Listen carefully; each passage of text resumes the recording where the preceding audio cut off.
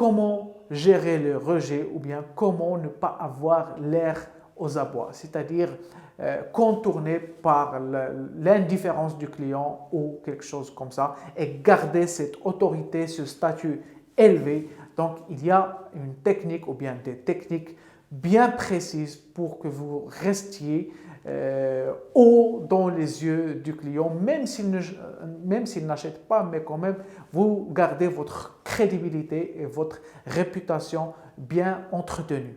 Donc, on va voir comment éviter ce piège-là. Ce qu'il y a d'agaçant avec le rejet, bien sûr, c'est qu'on ne peut jamais s'habituer au rejet. Par exemple, les gens qui font des demandes et qui reçoivent des noms, ils ne deviennent jamais insensibles à ces noms. Ils ont toujours cette peur de rejet et ça impacte bien évidemment leur éventuelle action, leur éventuel projet.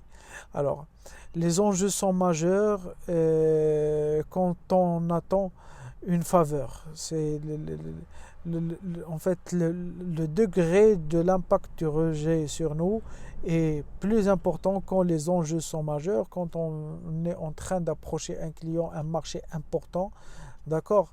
Donc on a peur que ce client nous dise non, on a peur qu'on ne soit pas accepté dans les classes préparatoires, on a peur que cette femme que nous aimons nous rejette, etc. Donc c'est là que l'enjeu du rejet est de plus en plus important. Ou bien quand nous attendons une faveur de quelqu'un. Alors là aussi, l'enjeu est très très important. Alors les comportements qui émergent suite à une exposition au rejet, il y a une réaction excessive, il y a des gens qui réagissent excessivement, qui font beaucoup d'actions éparpillées, qui ne sont pas maîtrisées. Il y a une incapacité de passer à l'action, bien évidemment, la prochaine fois, parce qu'il y a eu une peur, il y a eu un choc peut-être.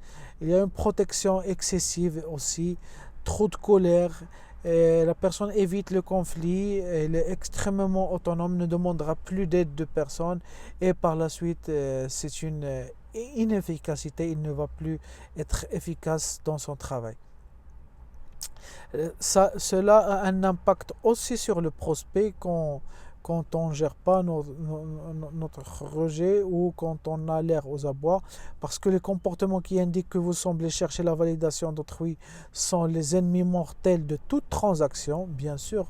C'est moi qui l'ai écrit et je suis encore d'accord à 100%.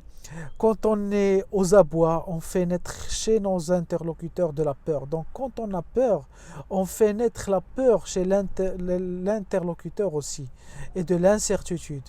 Ce qui pousse le cerveau reptilien de notre cerveau, de notre cible, de prendre le relais par la peur aussi. Donc c'est un cercle vicieux, on a peur, on fait naître la peur chez l'autre et vice-versa. Le besoin et le manque sont perçus comme des menaces. Donc quand on a besoin de quelqu'un, quand on a un manque de quelque chose, d'argent ou bien d'amour, etc., ça c'est perçu comme une menace. L'autre le voit comme une menace parce qu'ils ne se sont pas confiants. On a tendance à être confiant par rapport aux autres, aux personnes qui sont dans l'abandon, qui n'ont besoin de personne. Comme ça, on est rassuré d'être à leur côté. C'est équivalent de la faiblesse et ça entraîne donc le rejet. Donc le sentiment du rejet a un effet miroir. Donc c'est comme je viens de le dire. Alors il y a des expressions faciales qui expriment la peur du rejet ou bien l'air aux abois par rapport à l'interlocuteur.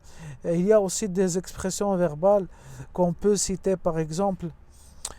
Quand tu dis à ton prospect, on peut tout à fait signer aujourd'hui, même si c'est ce que vous voulez. C'est quand vous dites, je suis pressé, je veux que signer. Alors ça, c'est à éviter carrément. Une autre expression, vous pensez que c'est un bon deal, vous avez fait votre pitch et vous allez faire votre proposition et vous dites, vous pensez que, donc là, vous cherchez de l'approbation.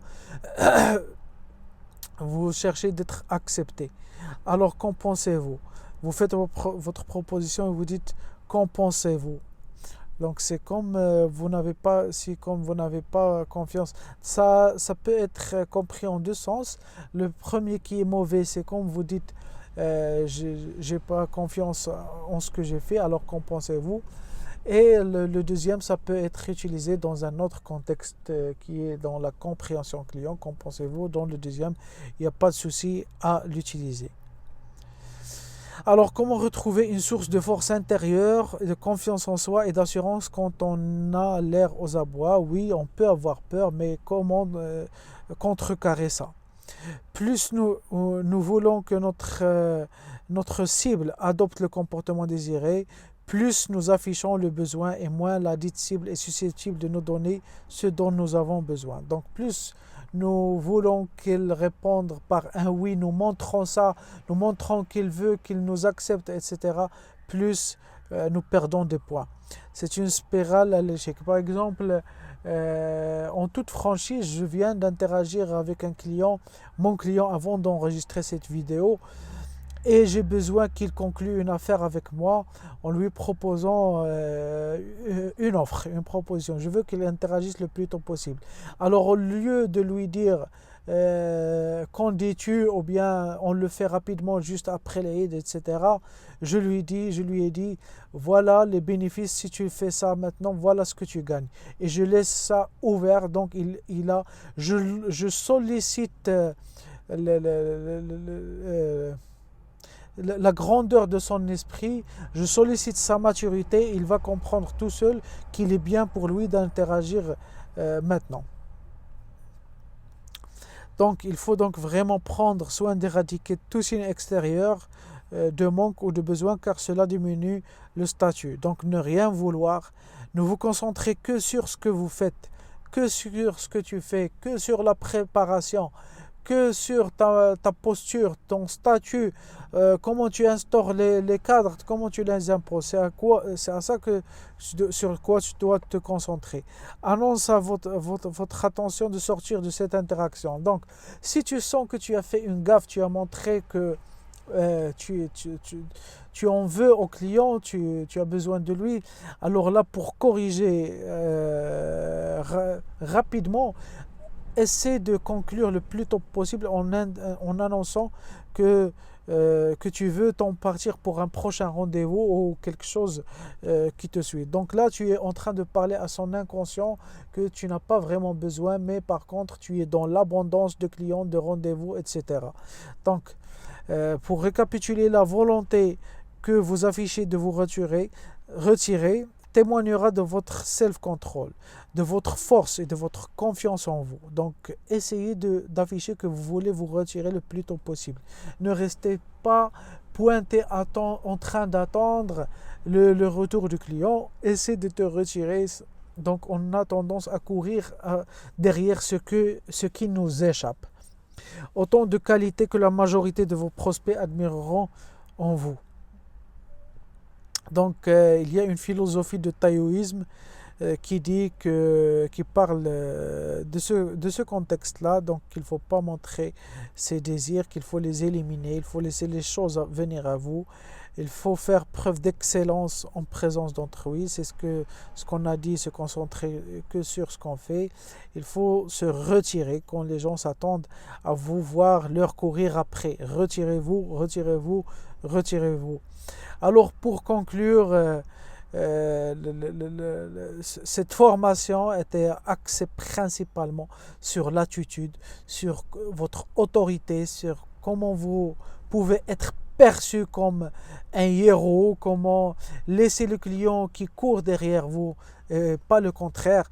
Donc appliquez ça, vous allez voir des résultats concrets comme je les ai eus moi aussi, comme mes clients reçoivent suite à mes recommandations.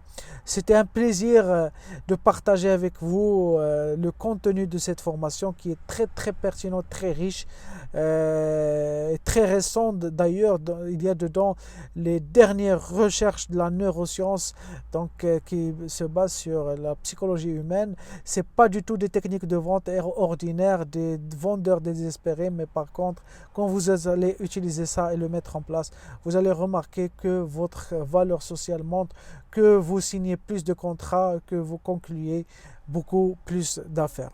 Donc, ce jeu du pitch commercial ou bien le rôle du commercial en général, il est fait pour vous. Si ce mode d'aventure vous enthousiasme, il s'agit vraiment d'une aventure. Il faut aimer ce qu'on fait, il faut aimer ces jeux, ces challenges qu'on se crée avec nous-mêmes, cette détection des erreurs qu'on détecte pour nous-mêmes et qu'on essaie de rectifier. Donc c'est un jeu, c'est une stratégie qui se fait en interne à notre monde intérieur, où vous sentez comme le roi du monde. Donc personnellement, quand je sens que je remporte des affaires de ce genre, je me sens très épanoui. Et je me félicite, je m'offre des cadeaux, je m'offre des restos, je sors avec ma femme et ma petite fille pour me féliciter en interne. Donc je sais que j'ai fait un bon boulot dont je suis le seul conscient, et Dieu bien sûr. Donc je sais que j'ai su bien gérer les choses et je me félicite pour ça, et il faut aimer ça si on veut vraiment réussir dans ce domaine-là. Donc la montée d'adrénaline, ça procure du plaisir, ça me procure du plaisir. Le gain d'argent, le gain des affaires, ça me procure du plaisir, pour ne pas mentir. Il faut être clair avec soi pour formuler ses demandes et pour orienter ses actions et pour demander à Dieu aussi. Comme ça, nous pouvons avoir ce que nous voulons avec le travail et avec la bénédiction du Dieu, bien sûr. Je vous souhaite beaucoup de courage dans votre carrière professionnelle. Je vous souhaite beaucoup de ventes, et je souhaite, pourquoi pas, qu'on se rencontre dans une formation en présentiel ou bien dans un accompagnement. Vous tapez mon nom sur LinkedIn, Abdelhadi Douib, et vous pouvez entrer en contact direct avec moi. Ça sera avec le très grand plaisir. Alors je vous souhaite une très bonne chance, et je vous dis à la prochaine, et bon apprentissage. Au revoir.